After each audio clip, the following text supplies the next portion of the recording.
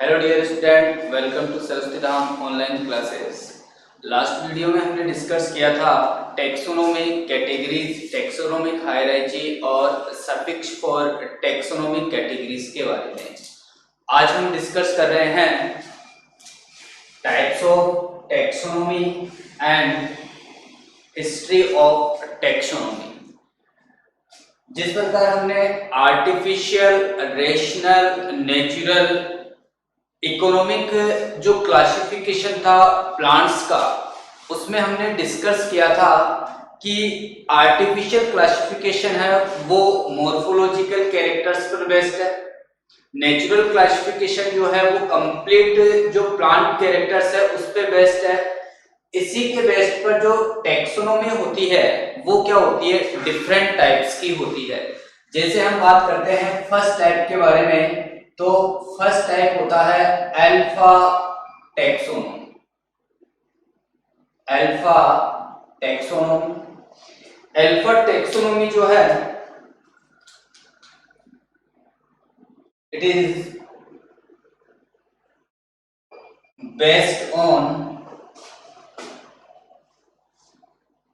Plants external morphological characters, यानी plants के जो भी एक्सटर्नल मॉर्फोलॉजिकल कैरेक्टर्स हैं, रूट, स्टेम, लीव्स, उसी के बेस पर यदि प्लांट्स को क्लासिफाइड किया जाता है तो वह टेक्सोनोमी होती है अल्फा टेक्सोनोमी। सेकंड हम बात करते हैं beta taxonomy. Beta taxonomy, beta taxonomy जो है उसमें जो एक्सटर्नल कैरेक्टर्स हैं उनके साथ इंक्लूड किया जाता है जो भी इंटरनल कैरेक्टर्स हैं उन सभी को। इंटरनल कैरेक्टर्स, तो एक्सटर्नल कैरेक्टर्स के बेस पर यदि क्लासिफाइड किया जाता है तो alpha taxonomy, external plus some internal characters के बेस पर यदि प्लांट्स को क्लासिफाइड किया जाता है तो वह टेक्सोनोमी कौन सी होती है, बीटा टेक्सोनोमी। इसमें इंटरनल कैरेक्टर्स में इंक्लूड किया जाता है cytological characters, cytological characters, embryological characters,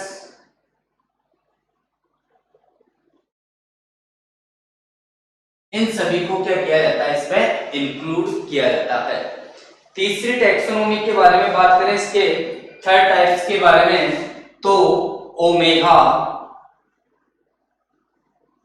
taxonomy. Omega taxonomy, omega taxonomy जो है उसमें प्लांट्स के ऑल कैरेक्टर्स जो हैं उनको क्या किया जाता है, इंक्लूड किया जाता है।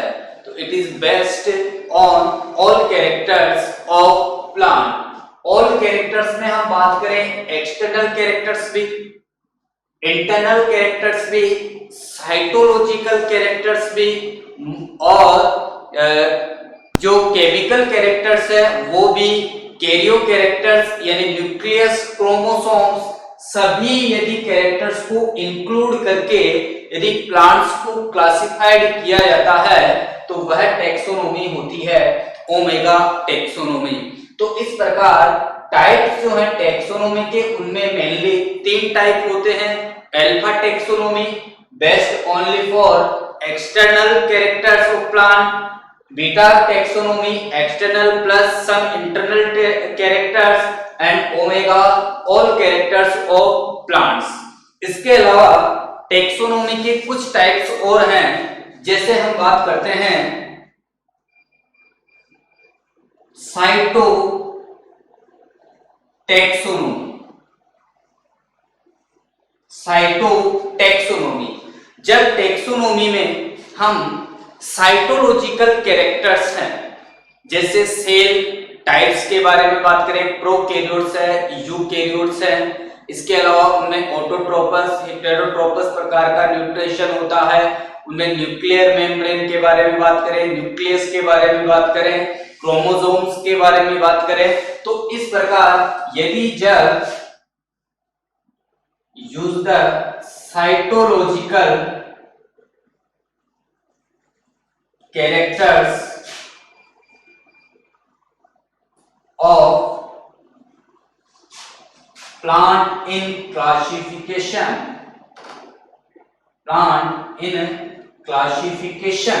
यानी जब साइटोलॉजिकल कैरेक्टर्स जो है उनका यूज किया जाता है टेक्सोनोमी में, तो उस टेक्सोनोमी को हम कहते हैं साइटोटेक्सोनोमी। इसके अलावा कीमोटेक्सोनोमी,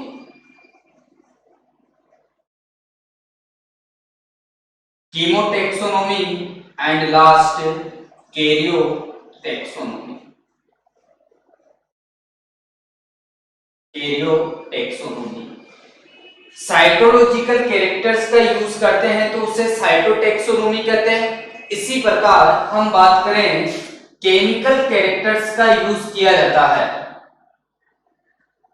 केमिकल कैरेक्टर्स का प्लांट क्लासिफिकेशन में यूज किया जाता है, जैसे पॉलीसेकेराइड हो गए, स्टेरॉइड्स हो गए, हार्मोन्स हो गए, उनके नेचर या केमिकल नेचर के बारे में यदि डिस्कस किया जाता है या उसी बेस पर क्लासिफाइड किया जाता है तो उसको बोलते हैं कीमोटेक्सोनोमी।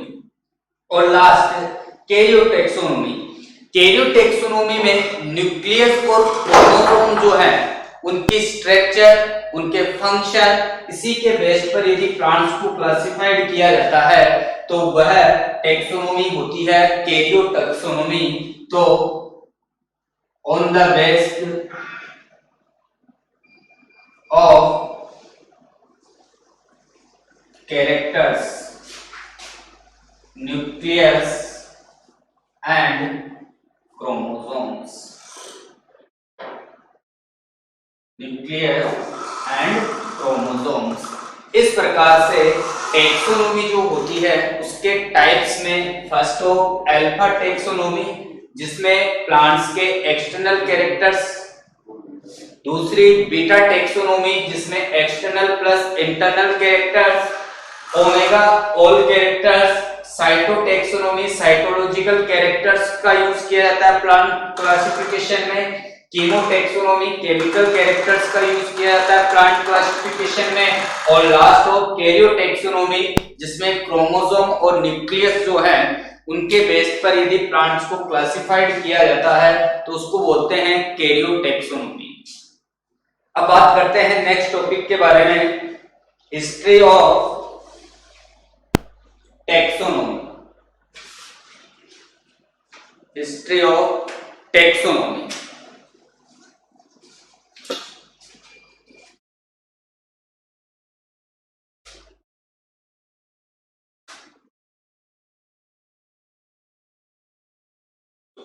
History of taxonomy.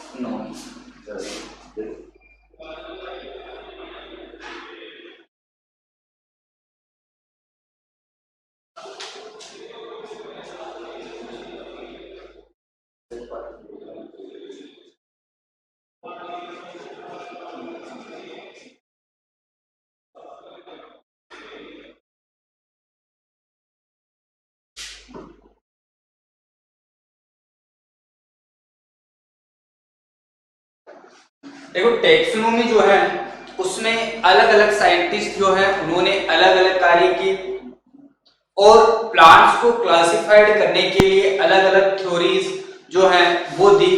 तो इस प्रकार इस टेक्सोनोमी में अलग अलग साइंटिस्ट जो है उनका एक अपना अलग अलग योगदान है, और इसी के बेस पर हम फर्स्ट साइंटिस्ट के बारे में डिस्कस कर रहे हैं और उनका नाम है अरस्तु।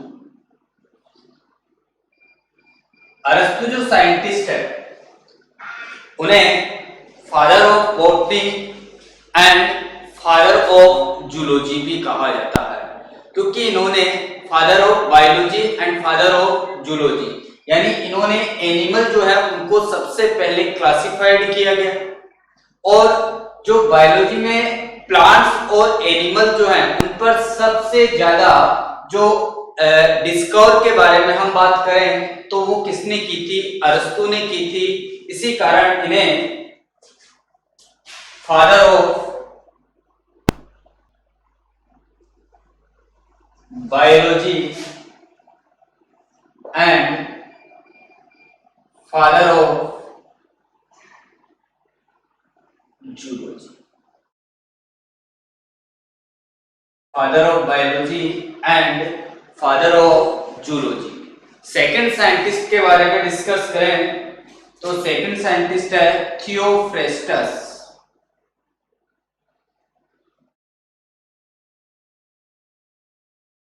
Theophrastus, he is known as father of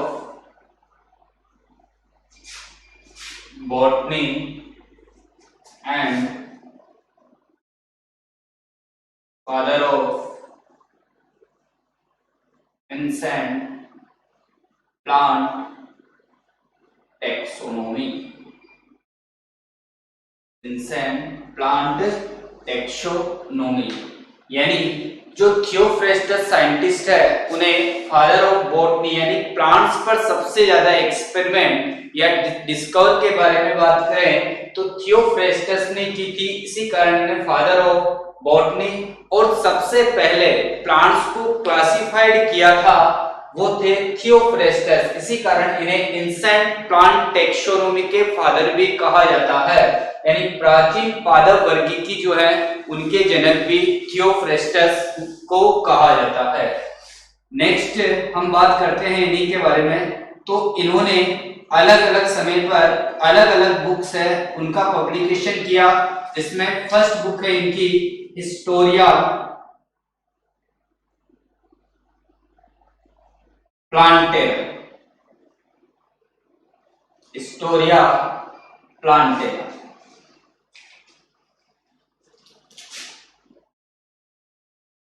gave an description of 480 plants in this book। Historia Plantarum जो बुक है इसमें थियोफ्रेस्टस ने लगभग 480 पौधे जो हैं उनको नाम दिया और उनका कंप्लीट डिस्क्रिप्शन हिस्टोरिया प्लांटेरम जो बुक है उसमें प्रस्तुत किया। सेकंड इनकी बुक है कैसेजो plant and third book inquiry of plants. इस प्रकार थियोफ्रेस्टस जो साइंटिस्ट है उन्होंने जो 3 बुक है उनका पब्लिकेशन किया। First Historia Plantarum, second causes of plants and last inquiry of plants. और हिस्टोरिया प्लांटेरम जो बुक है उसमें लगभग 480 प्लांट्स हैं, उनके नेम और उनका कंप्लीट डिस्क्रिप्शन जो है थियोफ्रेस्टस ने प्रस्तुत किया। अब सबसे पहले he proposed the first classification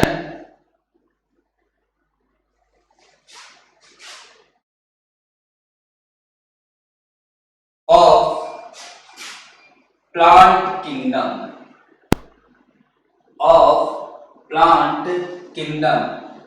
सबसे पहले पादप जगत जो है उसका क्लासिफिकेशन जो है वो दिया था थियोफ्रेस्टस ने।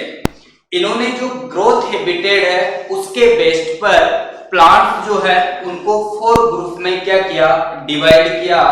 तो फर्स्ट इसमें ग्रुप था इनका herb, second undershrub, shrub and last tree. इस प्रकार ग्रोथ हैबिटेट के बेस पर इन्होंने प्लांट्स को 4 ग्रुप में डिवाइड किया। अब बात करते हैं हर्ब, अंडरसर्ब, शर्ब एंड ट्री क्या होते हैं। देखो, जिनमें भी सॉफ्ट स्टेम प्रेजेंट होता है वो सभी प्लांट्स कौन सी कैटेगरी में आते हैं? हर्ब में आते हैं। जिनमें वुडी प्लांट जो होते हैं वो आते हैं, या वुडी स्टेम होते हैं वो, और जिनकी हाइट जो होती है वो क्या होती है? लो होती है, मीडियम होती है, वो सभी इसमें इंक्लूड किए गए शर्ब के अंदर। और जिनमें वुडी स्टेम प्रेजेंट होता है और हाइट जो है वो मैक्सिमम होती है, वो सभी इंक्लूड किए गए ट्री ग्रुप के अंदर। तो इस प्रकार जो ग्रुप हैबिटेट है उसके बेस पर जो थियोफ्रेस्टस साइंटिस्ट है उन्होंने सबसे पहले प्लांट्स को क्या किया गया? क्लासिफाइड किया गया। अब ये जो थियोफ्रेस्टस का जो क्लासिफिकेशन है वो एक आर्टिफिशियल क्लासिफिकेशन है, क्योंकि इन्होंने केवल वन मोर्फोलॉजिकल कैरेक्टर्स यानी ग्रोथ हैबिटेट के बेस पर प्लांट को क्या किया गया? क्लासिफाइड किया गया। तो this classification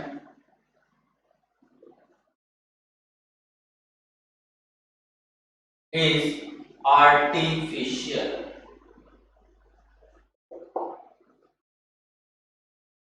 He proposed the term annual,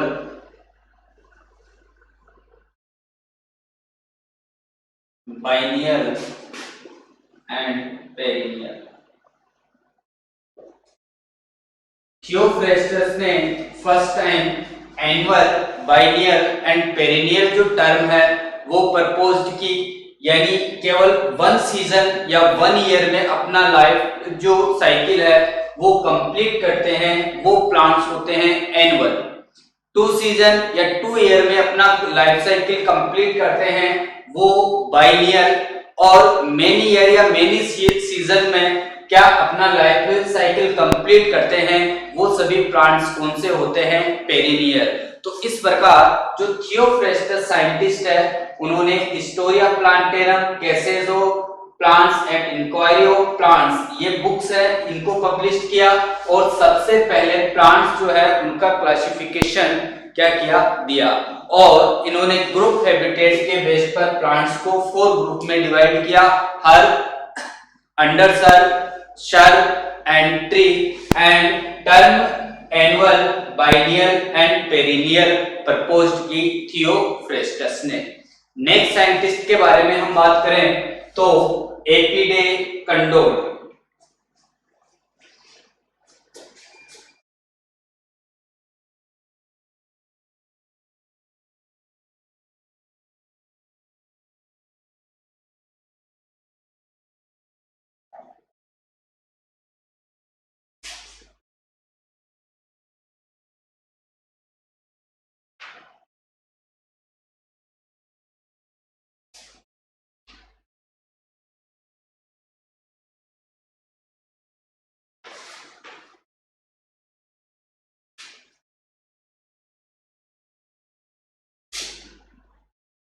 APD Candolle और कंडोल। एपीडे कंडोल जो साइंटिस्ट है उनकी बुक जो थी उसका नाम था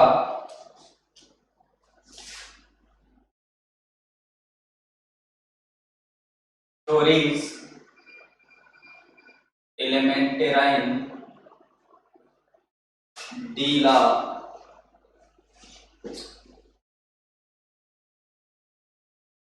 बॉटनिक। और theory of elementary botany.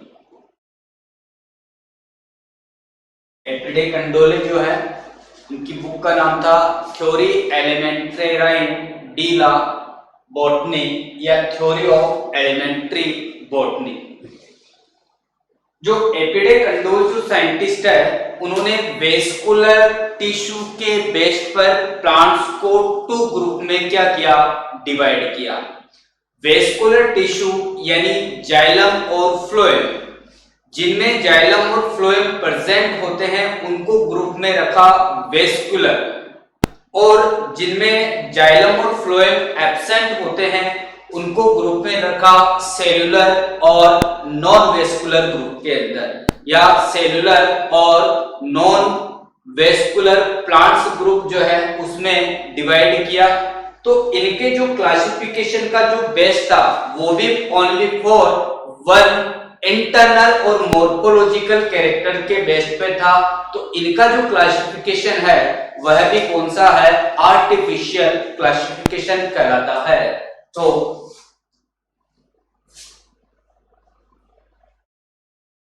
he classified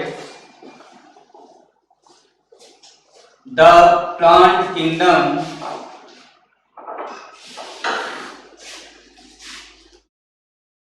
on the basis of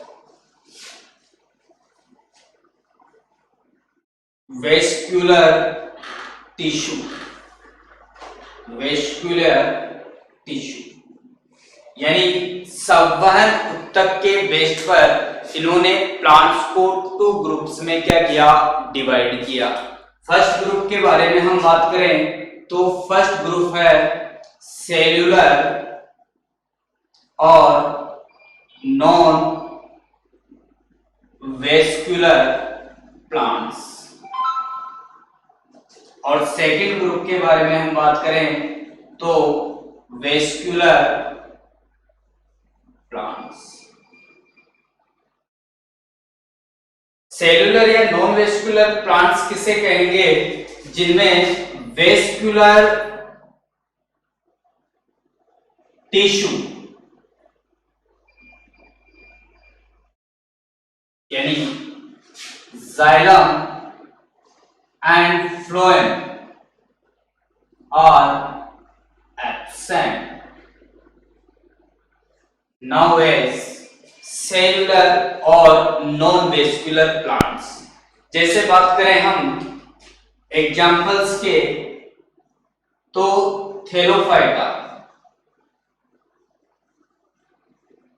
and bryophyta, thallophyta and bryophyta.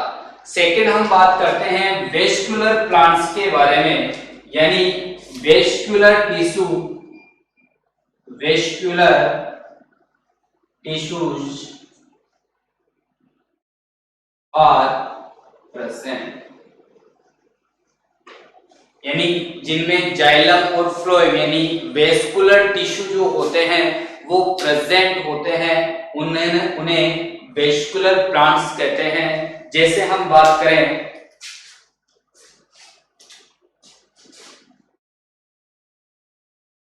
Pteridophyta,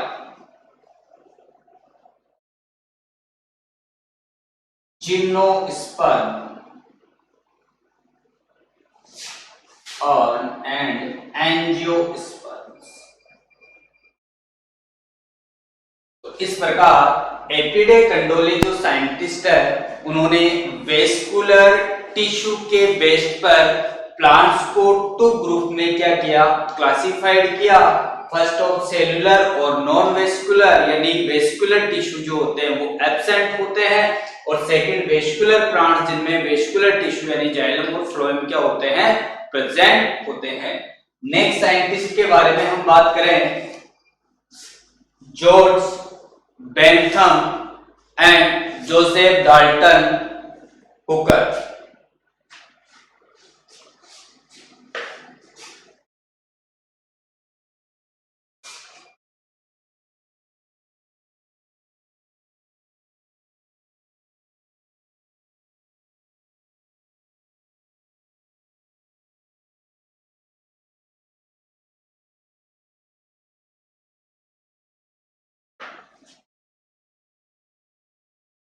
next scientist के बारे में बात करें तो जॉर्ज बेंथम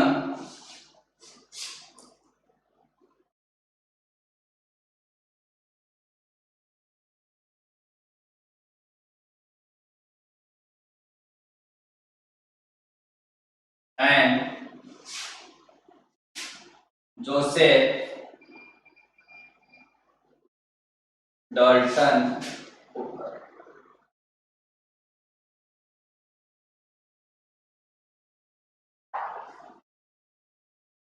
देखो, जो बेंथम और हुकर है उनकी बुक है genera plantarum. Genera plantarum.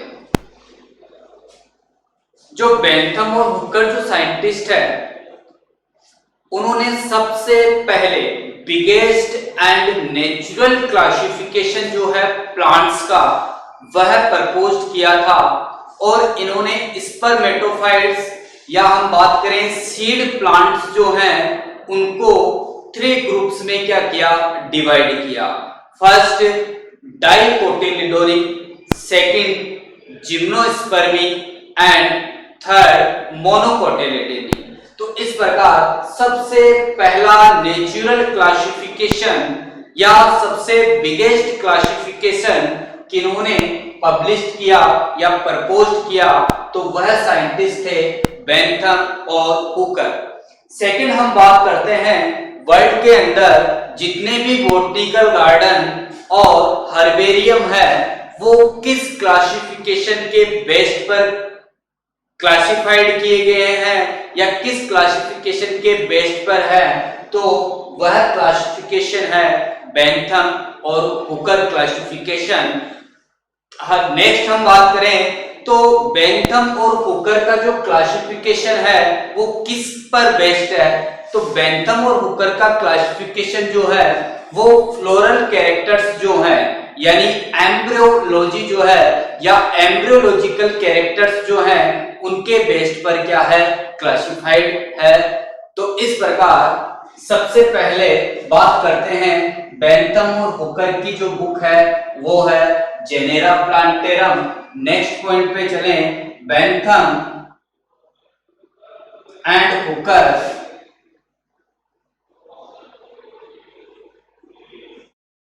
gave the biggest and natural classification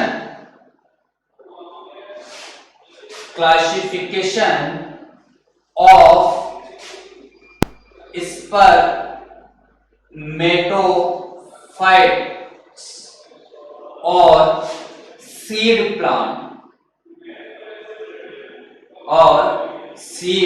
plants यानी जितने भी बीजधारी पौधे होते हैं जिनमें सीड फॉर्मेशन होता है या स्पर्मेटोफाइट्स होते हैं उनका सबसे बिगेस्ट एंड नेचुरल क्लासिफिकेशन जो है वो किसने प्रस्तुत किया, किसने प्रपोज किया, तो वह साइंटिस्ट थे बेंथम और हुकर। सेकंड हम बात करते हैं स्पर्मेटोफाइट्स के बारे में। तो बेंथम और हुकर जो साइंटिस्ट हैं उन्होंने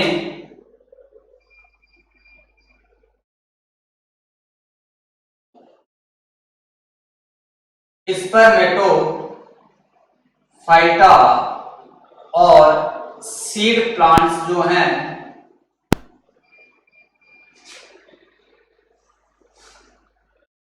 उसको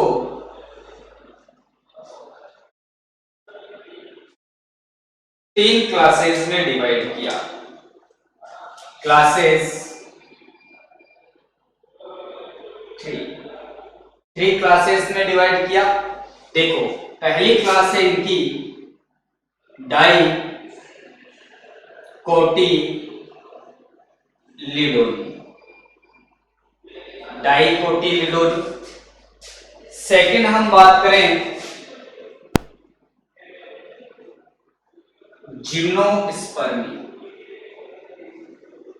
जिम्नोस्पर्मी और थर्ड हम बात करें तो मोनोकोटिलेडोनी।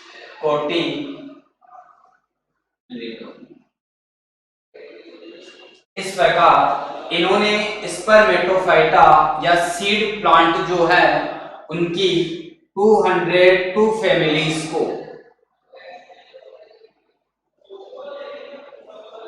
3 क्लासेस में क्या किया, डिवाइड किया। फर्स्ट डाइकोटिलिडोनी, जिम्नोस्पर्मी और थर्ड मोनोकोटिलिडोनी। इसमें जो फैमिलीज थी उनके बारे में हम बात करें तो 165 फैमिलीज। इसमें ओनली फॉर 3 फैमिलीज और मोनोकोटिलिडोनी में 34 फैमिलीज जो हैं उनको क्या किया, रखा गया। क्लियर? अब देखो जो बेंथम और हुकर साइंटिस्ट है उन्होंने डाइकोटिलिडोनी जो क्लास है उसको 3 सब क्लासेस में क्या किया, डिवाइड किया।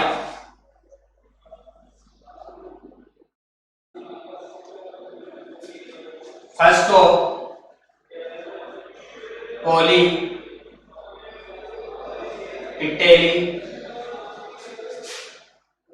सेकेंड गेमोपिटेली और थर्ड मोनोक्लेमाइडी।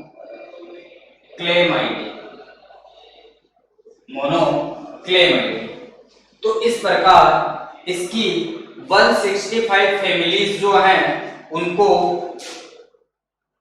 3 सब क्लासेस में क्या किया, डिवाइड किया। इसमें families 84, 45 and last 36 families.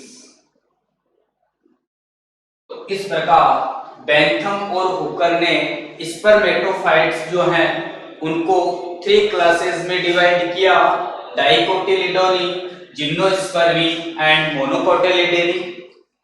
Second डाइकोटिलिडोनी जो क्लास है उसको 3 सब क्लासेस में डिवाइड किया। First polypetalae, second gamopetalae and monochlamydeae. अब देखो पॉलीपेटेली, गेमोपेटेली और मोनोक्लेमाइडी जो होती है उसके बारे में बात करते हैं। तो पॉलीपेटेली में जितने भी फ्री पेटल्स वाले प्लांट्स हैं, फ्री पेटल्स वाले प्लांट्स है यानी जिनमें कैलिक्स जो होता है और कोरोला जो उसके इनर साइड में प्रेजेंट होता है उसका जो एक यूनिट या एवरी मेंबर जो होता है वो क्या होता है, पेटल होता है। और यदि ये पेटल एक दूसरे से अटैच नहीं रहते हैं, अलग अलग फ्री फॉर्म में प्रेजेंट होते हैं, तो उन सभी प्लांट्स को किसमें रखा, पॉलीपेटेली में। सेकेंड हम बात करें तो जितने भी यदि पेटल्स आपस में कनेक्टेड रहते हैं, अटैच रहते हैं, तो उन सभी प्लांट्स को किसमें रखा, गेमोपेटेली के अंदर। और जिनमें पेटल्स एब्सेंट होते हैं उन्हें किस क्लास में रखा, मोनोक्लेमाइडी में। तो इस प्रकार बेंथम और हुकर का क्लासिफिकेशन है। अब देखो इसकी मेरिट्स के बारे में हम बात करें, merits of this classification, merits of this classification. First of ये जो क्लासिफिकेशन है वह क्या है, एक सिंपल क्लासिफिकेशन है, पहली चीज। सेकंड हम बात करें तो देखो ये किस पे बेस्ड है, पेटल्स यानी फ्लोरल कैरेक्टर्स या फ्लावर कैरेक्टर्स जो है उन पर बेस्ड है।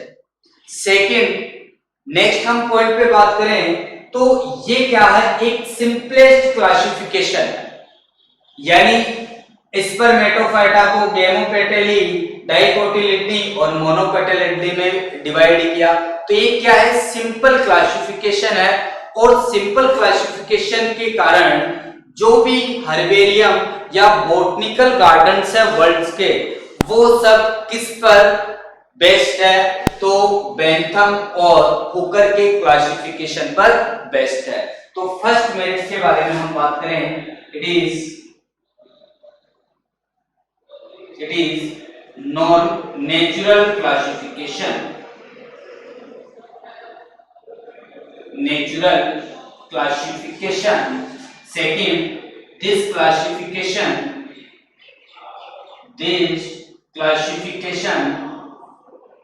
based on floral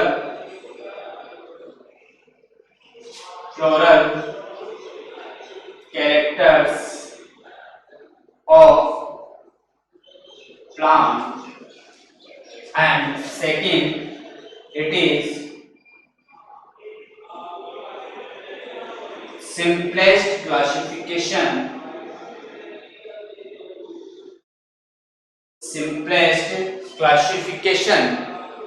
therefore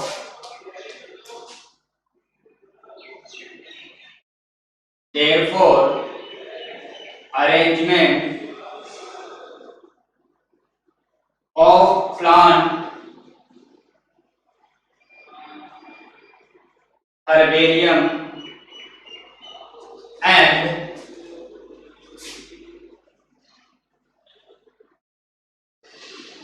botanical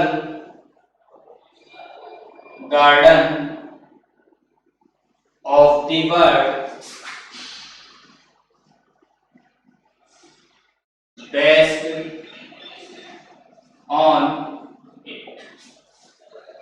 ये बेंथम और हुकर की क्लासिफिकेशन जो है उसकी मेरिट्स है, यानी इसकी अच्छाइयां है, इसके गुण है। सेकंड हम बात करते हैं इसके डीमेरिट्स के बारे में। Demerits of Bentham and Hooker classification.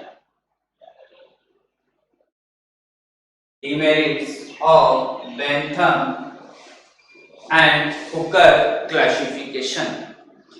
देखो, हमने नेचुरल क्लासिफिकेशन जो था उसमें डिस्कस किया था फाइलोजेनी पर, यानी सीक्वेंस ऑफ इवोल्यूशन के बेस पर प्लांट्स को क्लासिफाइड करना। तो उसमें जो फाइलोजेनी है उसमें सबसे पहले हमने डिस्कस किया था कि थेलोफाइट्स, उसके बाद में ब्रायोफाइट्स, उसके बाद में टेरिडोफाइट्स, जिम्नोस्पर्म और लास्ट में एंजियोस्पर्म। इवोल्यूशन होता है इस प्रकार इन प्लांट्स का। तो देखो, इसमें डाइकोटिलिडोनी, ये सीक्वेंस एंजियोस्पर्म का, इसके बाद में मोनोकेटोलिडोनी, और इससे पहले हम बात करें तो जिम्नोस्पर्म की ओरिजिन हुई। तो इस क्लासिफिकेशन में देखो फाइलोजेनी जो है उसको कंसीडर नहीं किया गया, यानी प्लांट्स के इवोल्यूशन को ध्यान में नहीं रखा गया।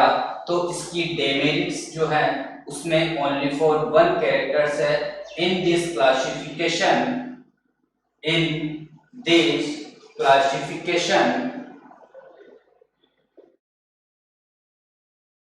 phylogeny is not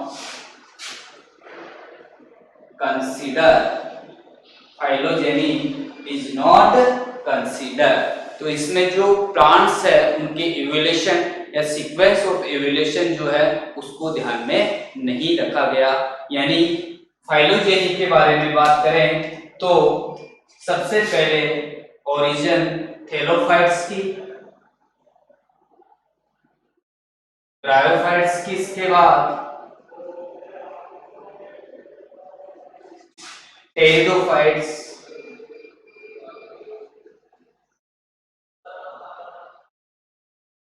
जिम्नोस्पर्म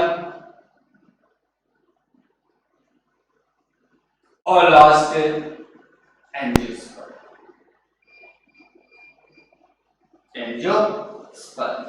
अब इसमें क्या किया गया, एंजियोस्पर्म में हम बात करें तो मोनोकोट एंड डाइकोट।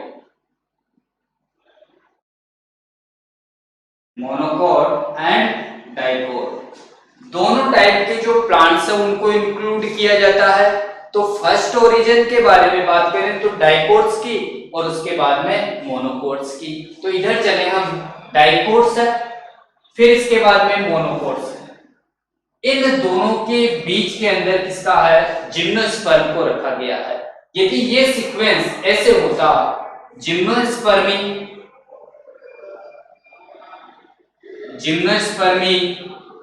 फिर डाइकोटिलिडोनी और लास्ट मोनोकोटिलिडोनी, तो ये फाइलोजेनी के अकॉर्डिंग होता, किंतु इसमें जो जिम्नोस्पर्म है उनको डाइकोट्स और मोनोकोट्स के बीच में रखा गया। Thanks all of students, please like share this video.